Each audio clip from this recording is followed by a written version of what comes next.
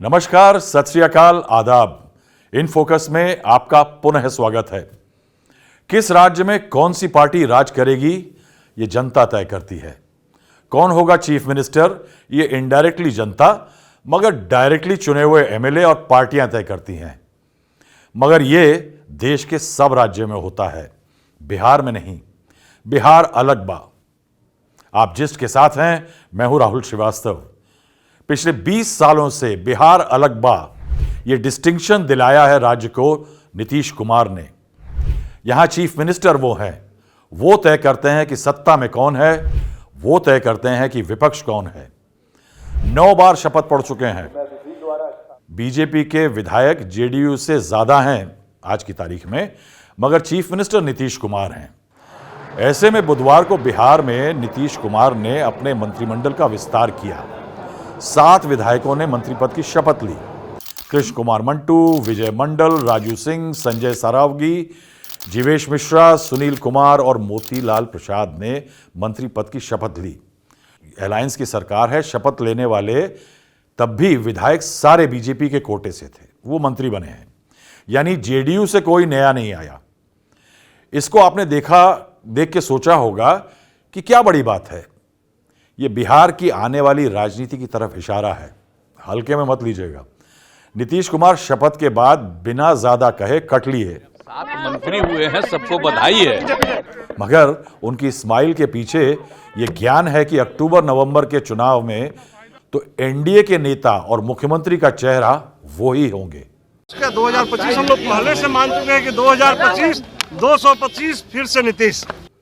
जी हां, अगली बार भी फिर नीतीश कुमार का नारा सुनने के लिए तैयार हो जाइए। मगर यह भी नोट कर लें कि बिहार की राजनीति ट्रांजिटरी फेज में आ गई है। एक समय पर महाराष्ट्र में बीजेपी नंबर 2 थी, आपको याद होगा। शिवसेना नंबर 1, बीजेपी के झंडे कम दिखते थे। आज बीजेपी नंबर 1 है। देवेंद्र फडणवीस मुख्यमंत्री हैं। बीजेपी ने वेट किया। 1984 में अलायंस शुरू हुआ था, यानी 40 साल। इसी को महीन पॉलिटिक्स कहते हैं। इसके कारण है, बताते हैं। सोचिए, बिहार जहां रोटी पकाने के लिए चूल्हे पर 4 बार एक्स्ट्रा पलटनी होती है, वहां नीतीश कुमार ने 7 मंत्री बनाए, सब बीजेपी के।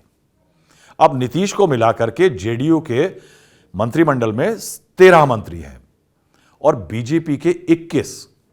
2 मंत्री पद अन्य पार्टियों के पास हैं। सवाल यह है कि नीतीश, जिनके बिना बीजेपी की गाड़ी बिहार में नहीं चलती, वो कैसे इस बात से सहमत हुए कि 35-36 मंत्री पद वाली काउंसिल में बीजेपी जेडीयू से इतनी भारी हो गई। बीजेपी ने अब यह सिग्नल दिया है इस बदलाव के जरिए कि बिहार में एनडीए में वो बिग ब्रदर है। ये बात हम मानते हैं। जेडीयू छोटा भाई है, मगर सीएम नीतीश कुमार हैं। अब मैं एक आंकड़ा देता हूं। यह एक स्लो ट्रांजिशन है जो कि आपको क्लियरली दिख जाएगा इस आंकड़ों से। बीजेपी नंबर 2 प्लेयर से नंबर 1 कैसे बनी, यह आपको दिख जाएगा। 2000 में छोटी सरकार बड़ी छोटी मियाद की, 5 में आई है। तो जेडीयू के 19 मंत्री थे, बीजेपी के 7। 2010 में 20 जेडीयू के, 11 बीजेपी के। 2017 15 जेडीयू के, 13 बीजेपी के। 21 15 जेडीयू के, 16 बीजेपी के। पहली बार बीजेपी बढ़ गई आगे। 2024 में देखिए तो स्थिति थी 13-15 मंत्रियों की। 2025 में आज हम हैं, चुनावों से कुछ महीने पहले, तो जेडीयू के 13 और बीजेपी के 21 मंत्री हैं। सिग्नल क्या है? पहला, बीजेपी ने जातीय समीकरण फिट किए हैं। यह बीजेपी के लिए बहुत ही जरूरी एलिमेंट था चुनावों से पहले। कृष्ण कुमार उर्फ मंटू जो हैं वो कुर्मी हैं, राजू सिंह क्षत्रिय हैं, संजय सरावगी जो हैं वो वैश्य हैं, मारवाड़ी बनिया जिन्हें कहते हैं बिहार में। विजय मंडल जो हैं वो केवट हैं। सुनील कुमार जो हैं बिहार शरीफ के क्योरी यानी कुशवाहा हैं। मोतीलाल प्रसाद जो हैं वो तेली जाति से हैं। यानी नए मंत्रियों में अति पिछड़े वर्ग को एक बैलेंसिंग एक्ट किया गया है। बीजेपी सोशल इंजीनियरिंग सेट कर रही है। गौरतलब बात यह है कि बीजेपी के ये जो कोटा था ये खाली था। ऐसा नहीं है कि अचानक कुछ एक्स्ट्रा सीटें दे दी गई हैं। सीटें फिक्स्ड हैं, लेकिन ये बीजेपी ने सीटें उठाई नहीं थी, अब भरी हैं। क्यों? क्योंकि चुनाव कुछ महीने दूर है। लोकसभा से पहले करते तो यह कारतूस दग चुका होता। तो बीजेपी ने अब किया है, तो ये सिग्नल जो है कि अति पिछड़ों को जगह दी गई, ये सिग्नल वोटर के दिमाग में फ्रेश रहेगा। अब इस नए कदम का एक कारण है। हाल ही के दिनों में एनडीए पर आरजेडी नेता तेजस्वी यादव और बाकियों ने लगातार हमले किए। तेजस्वी का दांव यह है कि वोटर को समझा सके कि नीतीश कुमार की पार्टी अब नंबर 2 है। वो नीतीश कुमार की सेहत पर तमाम सवाल उठाकर यह कहते घूम रहे हैं कि नीतीश सामने भले हों, मगर सरकार पर वर्चस्व अब बीजेपी का है, सरकार बीजेपी चला रही है।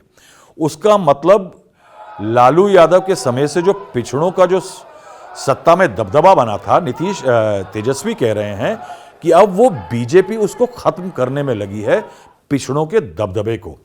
अब ऊंची जाति वालों की सत्ता में वापसी होगी, ये तेजस्वी यादव और आरजेडी का कहना है। सालों से जो यादव मुस्लिम और एक दलित वोट के बल पर चल रही जो आरजेडी की पॉलिटिक्स थी, उसमें अपने और बड़ी जातियों के बढ़ाने की बात जो है और जातियों को जोड़ने की बात जो है वो नीतीश कुमार की तेजस्वी की पार्टी कर रही है। उनका स्लोगन क्या है? स्लोगन है A to Z, यानी ए से शुरू होने वाली अहीर से बाकी सारी जातियों को तेजस्वी का कोशिश है कि वो उन वर्ग को जो छूटे हुए हैं उनको अपने वोट में शामिल किया जाए। पिछली बार चीफ मिनिस्टर बने नीतीश कुमार जो है वो उसको प्रूव कर रहे हैं तेजस्वी यादव कि वो बैकफुट पर हैं। उनकी विजिबिलिटी जो कम हुई है उस पर सवाल उठा रहे हैं। पूरे राज्य में एक और सुगबुगाहट है कि सरकार में सबसे अहम हाथ जो है वो मुख्यमंत्री का नहीं है, वो दीपक कुमार जो एक्स IAS हैं उनका है। वो इस समय प्रिंसिपल सेक्रेटरी टू CM हैं, जाति से कायस्थ हैं। ये भी यानी कैंपेन का हिस्सा ग्राउंड लेवल पे, ग्रास रूट लेवल पे चलाया जा रहा है।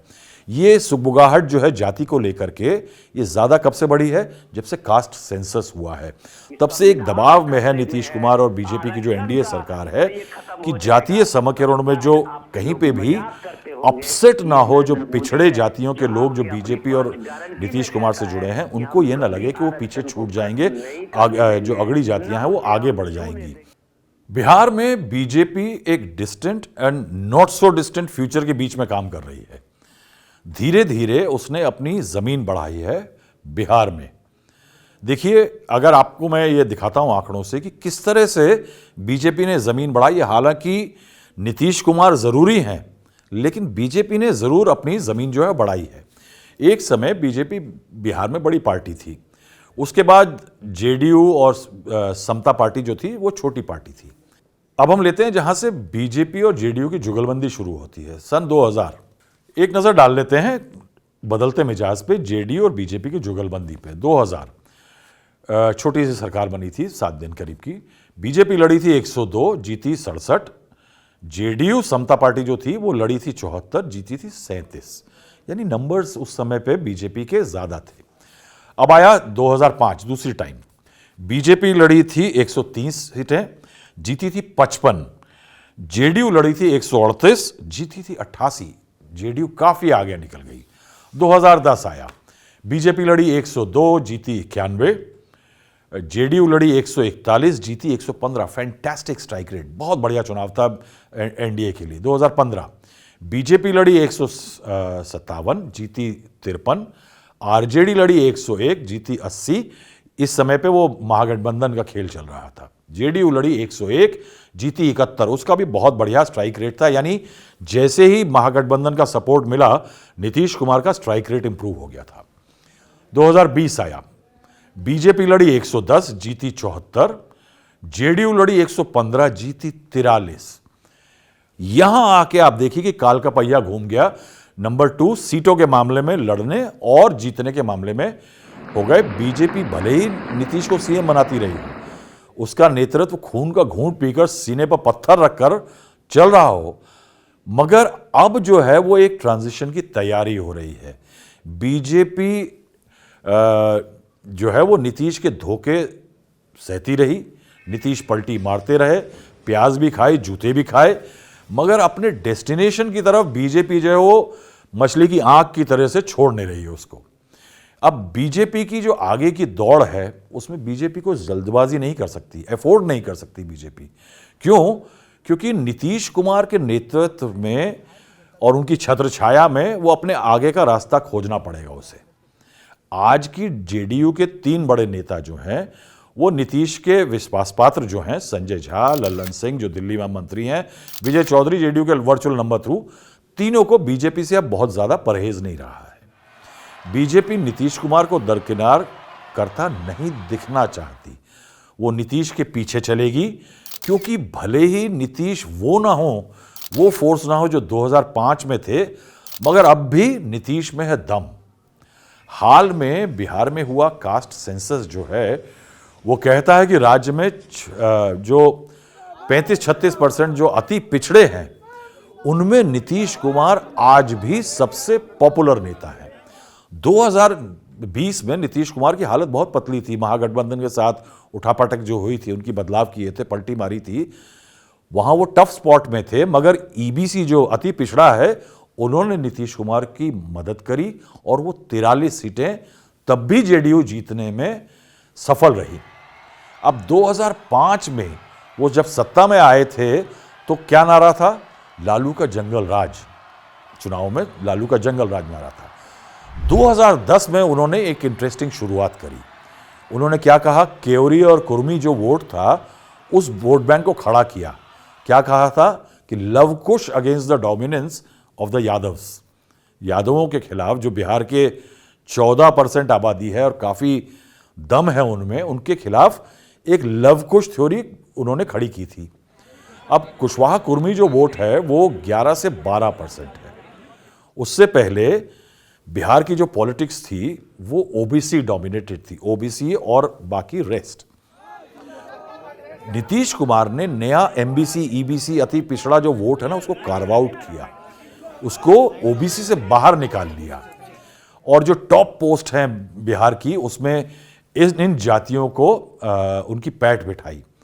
आज की तारीख में टीचिंग जॉब हो, गवर्नमेंट जॉब हो, उसमें ईबीसी अति पिछड़ों की प्रेजेंस जो है वो नीतीश कुमार के चलते है। अब उसके बाद उन्होंने क्या किया कि मुस्लिम वोट जो था वो लालू यादव के पास था, एक समय कांग्रेस के पास था, उन्होंने उसमें भी ब्रीच किया, यानी उसमें भी तोड़ की। जो पसमंदा मुस्लिम है उनको अपने साथ में लाया। ये भी नीतीश कुमार को क्रेडिट जाता है।